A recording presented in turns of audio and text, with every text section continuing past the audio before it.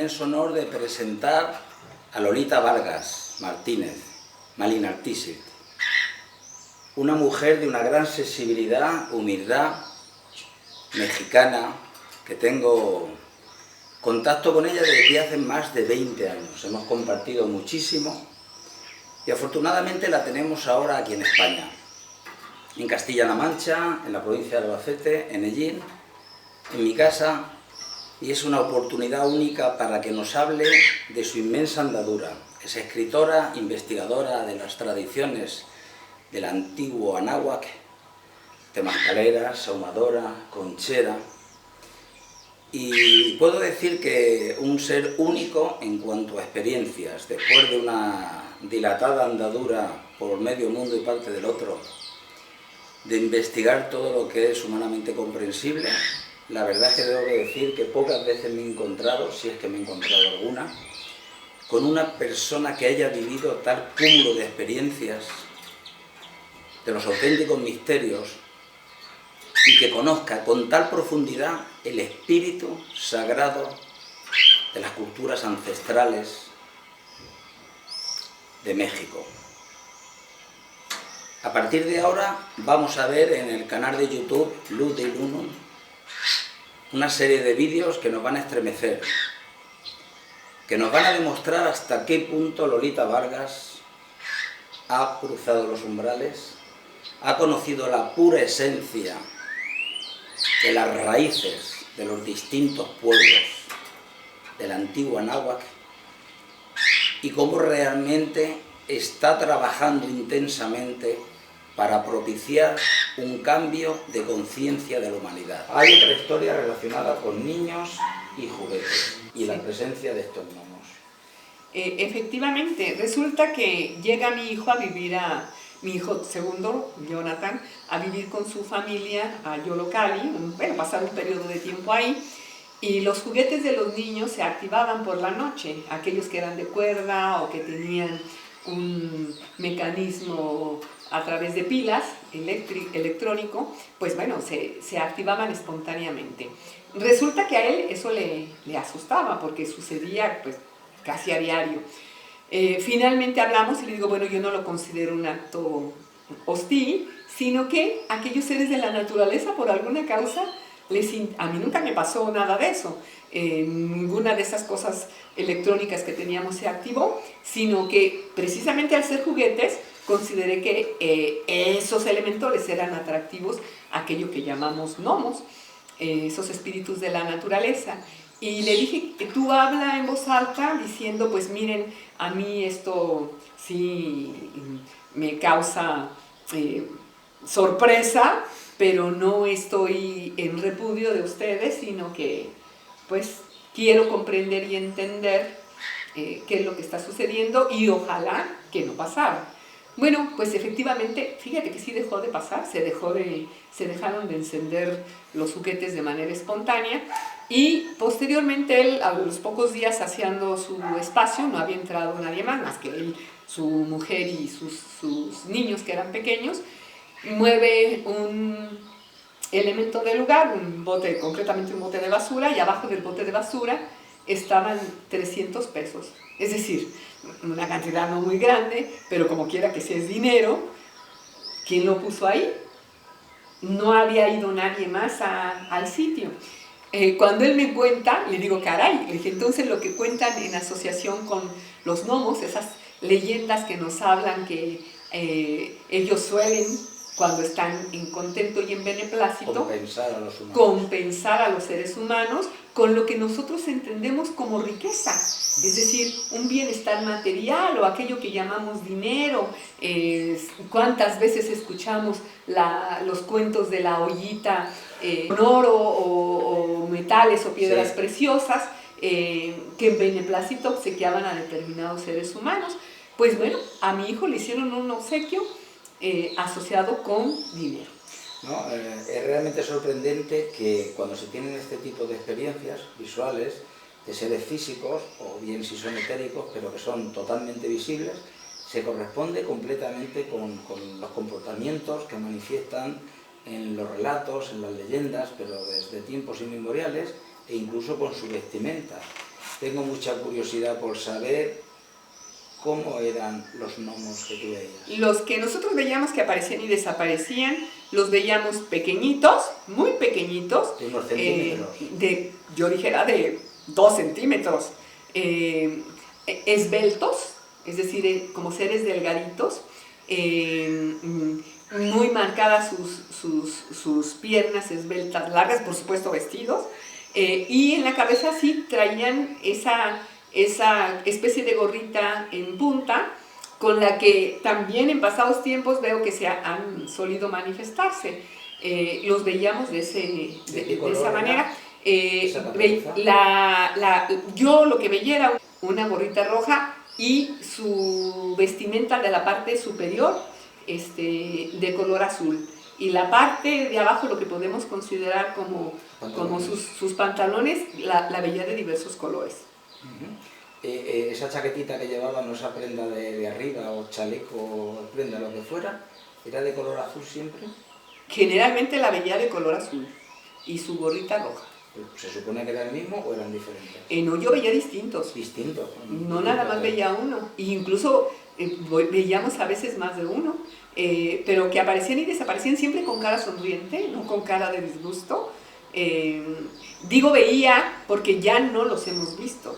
Conforme fue poblándose la zona, los sonidos que escuchábamos del interior de la Tierra dejaron de escucharse. Las luces sí siguen apareciendo. Muchas personas han fotografiado la luz de color violeta que aparece brotando de la Tierra. Los orbes siguen manifestándose, por supuesto los objetos voladores también, pero los gnomos hace tiempo que no los hemos visto, ni nadie más me ha referido ver a los enanos. Eso tristemente se corresponde también con muchos relatos en distintos lugares del mundo que indican que conforme se va extendiendo la población humana, es decir, que van invadiendo sus territorios naturales con construcciones, mucha gente, la tecnología, los ruidos, van desapareciendo, es decir, se van replegando hacia las zonas más profundas de la naturaleza. Bien, para terminar, me gustaría que me hablaras de una cosa que me apasiona especialmente. Cuando investigas el fenómeno de los Anunnaki, es decir, de aquellos que descienden del cielo y que desarrollan en todos los textos que tenemos nosotros de la antigüedad una civilización en esa cuenca entre el Tigris y el Éufrates, Babilonia, toda la tradición de esos Anunnaki, he tenido la oportunidad de ver incluso los relieves originales donde aparecen estos seres en mis viajes a Turquía, y siempre me llamaba la atención algo que parece como anacrónico o extraño. Ya de por sí extraño es ver un Anunnaki representado, ¿no? Para empezar, es decir, que los seres humanos decían que tenían contacto con esos dioses venidos de las estrellas. Ya de por sí es extraño, pero cuando ves una forma humana, un cuerpo humano con cabeza de águila, y llevar portando un bolsito que parece como los que llevan las mujeres, yo me preguntaba, digo, ¿qué hace este bolsito? Porque encima aparecen otras culturas. Y me diste la clave de lo que consideras que es ese bolsito. Bueno, primero algo que no te había referido es lo siguiente. Cuando era niña y estaba estudiando Historia Universal, la primera vez que escuché la palabra Mesopotamia y asociada con el Tigris y el Éufrates, para mí sonó como algo que había conocido siempre.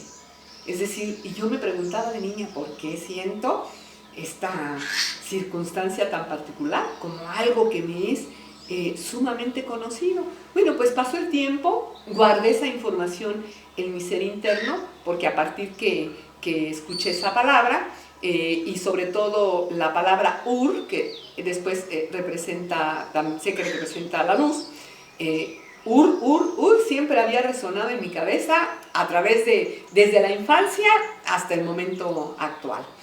Bien, pues bueno, cuando entro a formar parte activa de la tradición de danza conchera, que ahí es mi raíz, ahí es el origen, aunque ahora estoy más prácticamente en la presentación de ofrenda desde el punto de vista ortodoxo, pero amo y respeto profundamente los dos caminos. Bueno, pues dentro de la danza conchera, por una serie de circunstancias que se habían dado, un día me habla una persona proveniente de Morelia y me dice que necesitaba tener una charla conmigo y contarme ciertas cosas para ir al momento cumbre y optimizar el tiempo de esta entrevista. Resulta que llega conmigo y lo que charlamos me dice: eres la mujer que me están enviando de Morelia, otra mujer, para invitar a que vayas a visitarla. Es decir, una sacerdotisa del fuego sagrado, una guardiana del fuego sagrado, así me lo refiere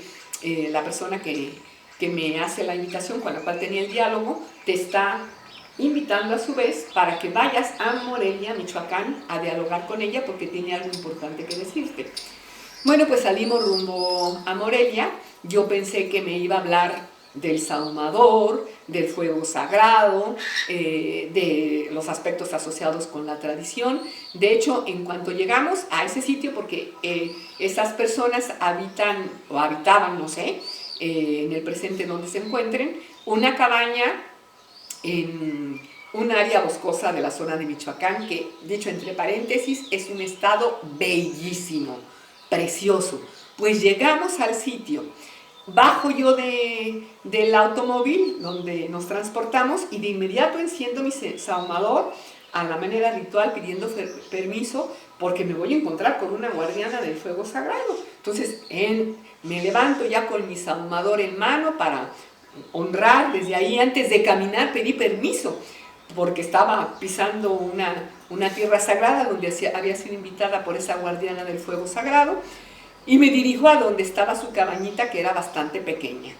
Ella abre su puerta y veo que adentro tenía una hoguera encendida y que era precisamente el fuego que estaba honrando.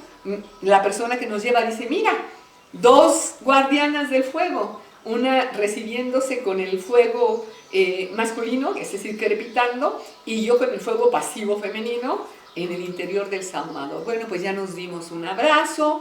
De inmediato me invita a pasar a su cabaña. En una esquinita de la misma me dijo que ese lugar lo habitaban otra hermana de ella y un hermano de ella, que se encontraba sentado en una esquina. El hermano de ella, totalmente enigmático, no pronunció una palabra, se encontraba sentado en una mecedora que no hacía ruido, es decir, algo como muy discretito. Pero curiosamente lo único que yo le podía distinguir en el interior de aquella cabaña, no tenían servicio eléctrico, aunque era de día, pero la luz que nos alumbraba era la de la hoguera que tenían encendida. Y le veía yo aquellos ojos azules del personaje observándonos, pero que no decía una sola palabra. Total, que nos invita a sentarnos en el piso porque el lugar era muy simple, muy sencillo. Nos sentamos sobre un petate y me empieza a decir: pues bien, sí, te hemos llamado porque queremos conversar algo particularmente contigo. De hecho, mi esposo, mi pequeño hijo, que entonces tenía unos 2 años, y quien me había invitado, estaban en el exterior de la cabaña. Y yo dije: me va a decir algo bien importante vinculado con las raíces ancestrales o con el fuego, algún propósito.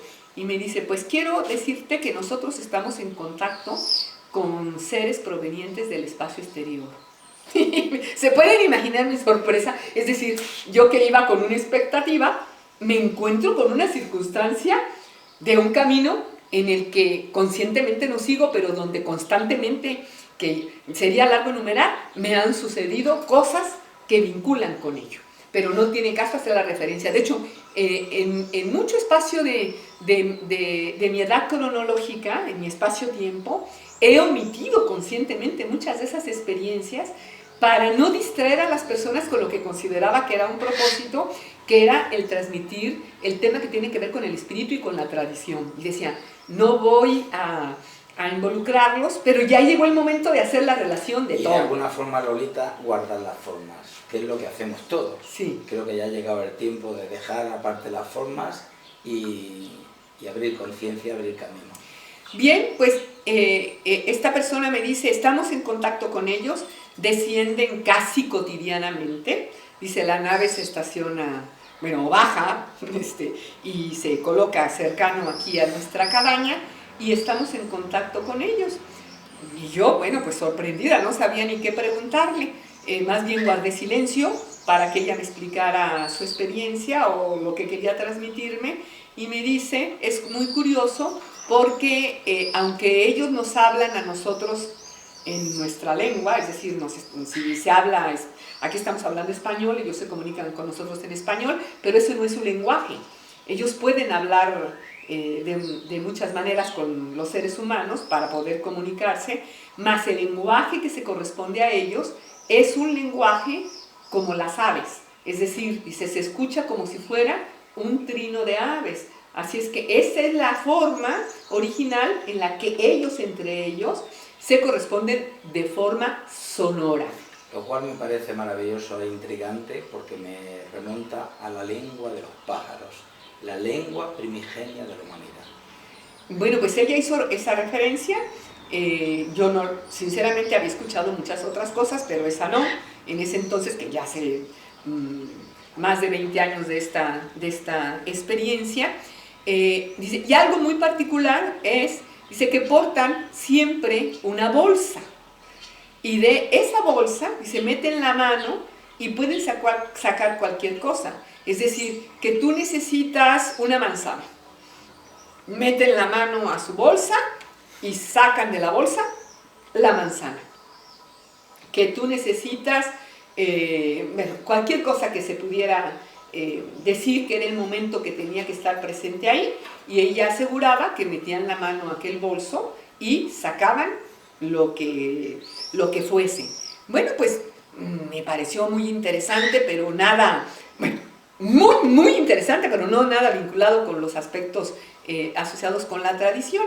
E incluso, bueno, algo debe de tener en relación conmigo para que me hiciera la persona aquella narrativa, aquella confidencia. Más, en ese momento llegan otras personas que no habían sido invitadas, pero que por alguna causa llegaron a hacer un saludo a la casa de estas personas, y eran como 5 o 6, más nosotros que éramos mi marido, mi persona y ellos. Bueno, pues su casita era sumamente pequeñita, bueno, una cabañita más bien, una pequeña cabañita que servía de usos múltiples. Ahí mismo se acostaban sobre un petate, se convertía en dormitorio. Cuando iban a comer ponían unas piedras y colocaban un tablón que ahí mismo tenían sobre esas piedras, y entonces el lugar se convertía en un comedor y nos sentábamos alrededor de ese tablón. Pues ya era la hora de la comida, nos sentamos en ese tablón. Ella se dirige a lo que era su cocina, que, insisto, les digo, imagínense un pequeño recuadro como de 3x3, que era la totalidad de su cabaña. Se dirige a una esquinita que estaba ligeramente tapada por un maderito vertical, pero que no había manera de contener grandes cosas, y empieza a sacar de ese sitio comestibles, cacerolas con alimento, para que todos los que estábamos ahí fuésemos alimentados. Entonces me empecé yo a preguntar, pero ¿cómo es posible si yo veo que este espacio no admite para tener grandes cosas, que ella esté sacando de esa esquinita pues todo esto que nos está dando para comer a todos los que estamos de visita en su casa? Y en ese momento mi mente me dice, pues es que ella tiene la bolsita, es decir, la bolsa a la que hizo referencia, de donde estos personajes que manifestaba ella venían del espacio exterior, sacaban cuanta cosa se necesitara. Y yo ahora me pregunto, ¿realmente quiénes eran esas personas que me invitaron? ¿Realmente eran personas asociadas con nosotros, con nuestro plano terrestre? Sí, que o incluso eran los mismos seres bajados del espacio, que de alguna manera se estaban haciendo visibles ante nosotros y mostrándonos o refiriéndonos a algo asociado con sus usos y costumbres, quizás preparándonos para algo. La cuestión es que ese famoso bolsito aparece que así siento yo que es la respuesta, en las representaciones olmecas. Hay muchos relieves, los olmecas nos dejaron el testimonio de su corpus escultórico, es decir, a través de la escultura es que nos están diciendo más que 1000 palabras, y en varias de sus esculturas, personajes que se corresponden con un alto nivel jerárquico van portando una bolsita. Yo considero que esa bolsita, que no es nada más el aspecto tecnológico, sino, o quizás sí lo es, ¿verdad? No sabemos exactamente qué, más que qué tanto desconocemos los seres humanos, haciendo posible la manifestación de ciertas cosas a través de determinados instrumentos o recipientes preparados para algo. Es un misterio. Todavía no lo conocemos, esperemos que lleguen los tiempos en que los secretos sean develados y que esos secretos sean usados para la evolución y aquello que sea el mayor bien de la humanidad. Así sea. La verdad es que, bueno, es impresionante. Cada vez que conozco más las raíces de México, más me asombra tu país, que siento en gran medida que es el mío, y te agradezco inmensamente tu sinceridad, que nos transmitas tanta información como has recogido a lo largo de tu vida, con tanta valentía, y espero que no solo este vídeo, sino el resto de los que estamos elaborando, sirva para al menos abrirnos la mente, hacernos que nos cuestionemos qué es la realidad, comprendamos y respetemos en gran medida la raíz profunda de tantas culturas ancestrales que se han ganado a pulso el respeto, porque es el resultado de miles de años de evolución. Y que todo esto que ofrecemos con una sinceridad absoluta en el sentido de transmitir lo que buenamente sientes y has descubierto, que se pueda utilizar para que realmente evolucionemos, comprendamos y recordemos siempre aquello de que la verdad nos hará libres. Muchísimas gracias. Gracias a ustedes, gracias a ti, José Antonio Iniesta Villanueva, a tu familia, por esta apertura, por abrir camino, no nada más a mi persona. Es evidente tu amor por la tierra de México, eso me consta total y absolutamente, y el apoyo y solidaridad con el que siempre te conduces con nosotros, los originarios en esta presente encarnación de lo que ahora llamamos México. Honro y agradezco el amor que sientes y el apoyo que nos brindas. Y la que. A la que.